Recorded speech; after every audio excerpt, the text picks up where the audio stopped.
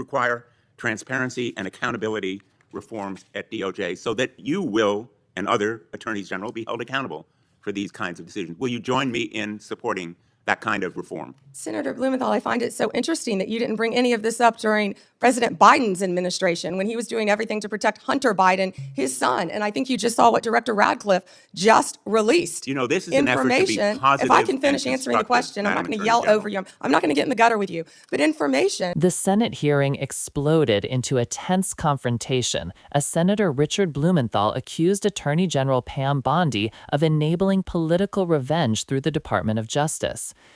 Senator Blumenthal. Thanks, Mr. Chairman.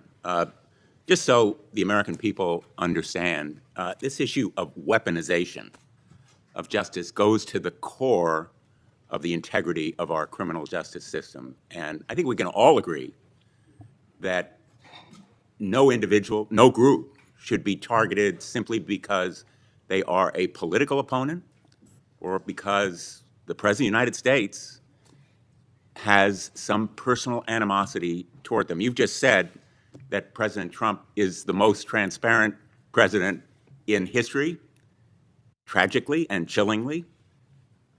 You may be right when it comes to criminal justice, because far from ending weaponization of justice, I would submit, Madam Attorney General, that President Trump has embodied it. And we have a record. It is a public record of his express instructions that certain individuals be investigated. The Attorney General of New York, Tish James, my colleague Adam Schiff, the former CISA Director, Chris Krebs, the DHS former Chief of Staff, Miles Taylor. There's a list. And he has been transparent. In fact, 5 days before the indictment of James Comey, he put this post up as instructions to you. He didn't mince words. He was very open and public that you should indict James Comey and others because they are guilty as hell. No more delay now. 5 days before you indicted, or a grand jury at your instructions indicted James Comey. I'd like to know from you what conversations you've had with President Trump about the indictment of James Comey. Senator, I am not going to discuss any conversations I have or have not had with the President of the United Did you States. see that You're an attorney, you have a law degree, and you know that I'm not going to do that. I also find it fascinating, because I'll keep fighting to ensure that law enforcement and the judicial process move forward without political interference. No one is above the law, not even the President. That's a quote from you, Senator Blumenthal, in 2017. Well, let me ask you then, when you saw that No post, one is above the law. That was your quote. When you saw that post, did you talk to anybody in the White House? I am not going to discuss any conversations I have, nor any investigations, So nor you are unwilling any to tell pending this committee cases. about conversations with the White House And if I may regarding James continue, Comey's indictment. and if I may Let me continue, show you a picture. James Comey was indicted by one of the most liberal grand juries in the United States. The night before James Comey's indictment, you had dinner with the President of the United States. Pretty intimate group. Was Actually, there James were a lot of Comey people there that discussed- night. That's was a great James picture. Comey discussed at that dinner? I love that picture. That's a great picture. And there were a lot of people there that night. I think the Well- entire cabinet was there. Did you discuss James Comey with the President of the United States? He was sitting just to your left. Well, 2 seats down, yes, 2 seats down. And I am not going to discuss any I'm going to take conversations that I've as had a or yes, not have with the because President the of the American United public States. is entitled to know, Madam Attorney General. The entire cabinet whether was at that you took dinner, too, instructions from President Trump after he told you very directly to indict James Comey, which is weaponization of the Department of Justice. Oh, You know, wait, wait. I want to agree with my colleague, Senator Hawley, that weaponization of our justice system must end. That's the reason that I propose legislation, and I challenge him and my colleagues on the other side of the aisle to join me in legislation that would create a statutory right of action for people who are selectively or maliciously prosecuted for political reasons.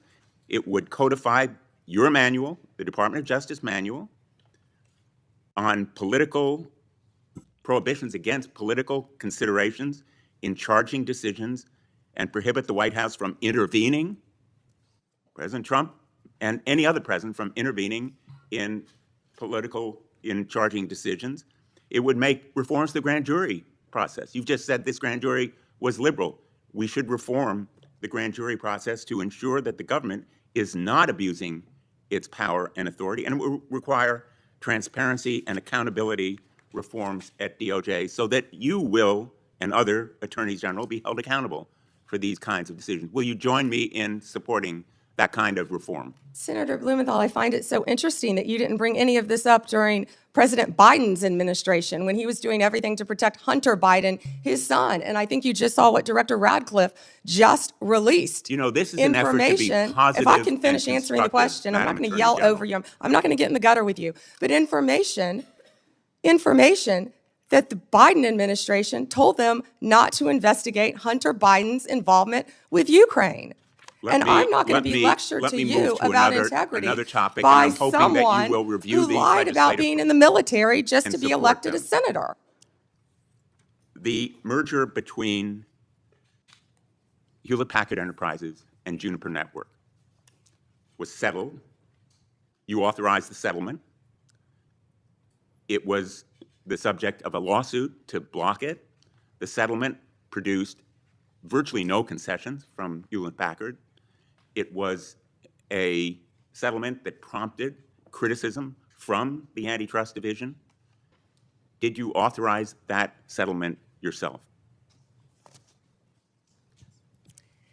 As I stated earlier, Gail Slater is doing an incredible job running the antitrust unit. And as I stated earlier, that is still a pending matter. As you should know with a law degree, did you not, that all mergers. If I can finish answering the question. I'm going to, if I could finish. No, I'm answering the question. Because my time is limited. No, well then don't ask me a question.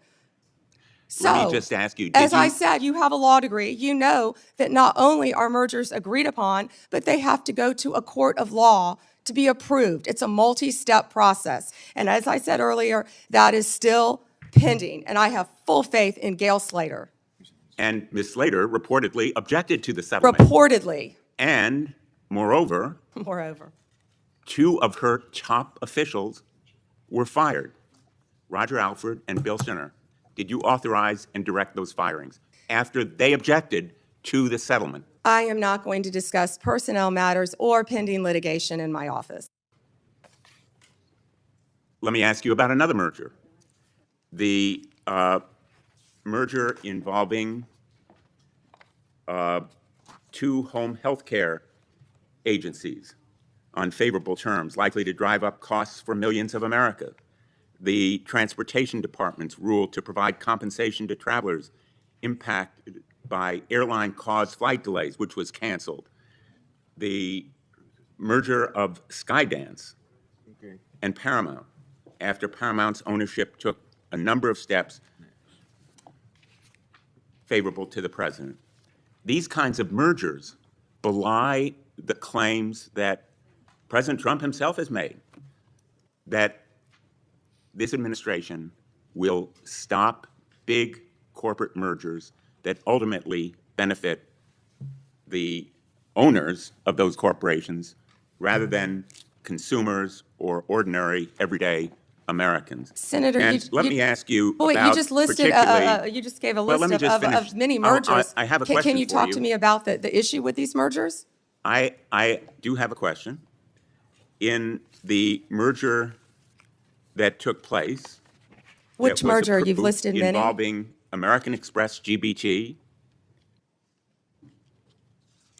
I understand that Brian Ballard, longtime backer and head of the law firm where you worked, was instrumental in lobbying the Justice Department to drop that lawsuit. It was dismissed, so it's not subject to a court review. What conversations did you have with Mr. Ballard? Senator Blumenthal, I cannot believe that you would accuse me of impropriety when you lied about your military service. I am you not lied. asking You you. admitted you I am lied not to be accusing you elected of a U.S. senator. impropriety. I'm You asking lied. you How about dare you? I'm a conversations career with prosecutor. Mr. Don't you Ballard, ever challenge my integrity. had I have apparently- abided by every ethics standard. Do not question my ability to be fair and impartial as Attorney General, and anything You'll with answer that my question to former another of my firm, colleagues. Ballard Partners. Thank you. Senator Lee has asked for the chair. Yeah, just wanted to note for the record, the Paramount merger that he referenced was not within the Department of Justice's ambit. That was at the FCC, not the Department of Justice. Attorney General Bondi would have had nothing to do with that. Thanks. And that was why I asked Senator Lee. This wasn't just another political back and forth. It struck at the very foundation of American democracy, the integrity of justice itself. Blumenthal argued that the DOJ under Trump's watch has been turned into a political weapon, targeting perceived enemies of the president. And the most chilling part? The evidence appears to line up disturbingly close with Trump's own public demands. If there was ever a moment that underscored how fragile the line between justice and politics can be, this was it. Subscribe for more in-depth breakdowns of today's most explosive hearings. What makes this hearing so significant is not just the accusations, it's the pattern. Blumenthal laid out how Trump's social media posts appeared to foreshadow indictments of his critics, like former FBI Director James Comey. 5 days after Trump's post calling for Comey's indictment, it happened.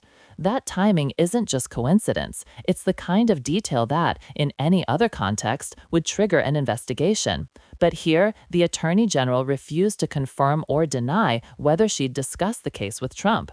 That silence speaks volumes. It suggests not just political pressure, but a dangerous normalization of presidential interference in criminal matters. If the Justice Department starts operating by presidential preference, no one's safe from selective prosecution. Subscribe if you believe transparency in justice matters more than politics. Then things took a sharp turn. When Blumenthal pressed Bondi about corporate mergers and possible favoritism toward Trump-linked entities, she went on the offensive, accusing him of lying about his military service. It was a stunning deflection. Instead of addressing questions about potential conflicts of interest, Bondi chose to attack Blumenthal personally. This moment wasn't just tense, it was revealing. It showed how quickly accountability in Washington can dissolve into distraction and hostility when real power is challenged. A justice system that relies on intimidation rather than answers, it's control. Subscribe now if you want real analysis that cuts through political theater and exposes what's really at stake. In the end, the hearing left more questions than answers. Did Bondi coordinate with Trump before Comey's indictment? Were DOJ decisions influenced by political connections and lobbying ties? And is anyone willing to draw a clear line between justice and politics anymore? What we saw was a microcosm of America's deeper struggle between power and principle. Whether you agree with Blumenthal or Bondi, one thing is clear: democracy can't survive if the law becomes a tool of vengeance.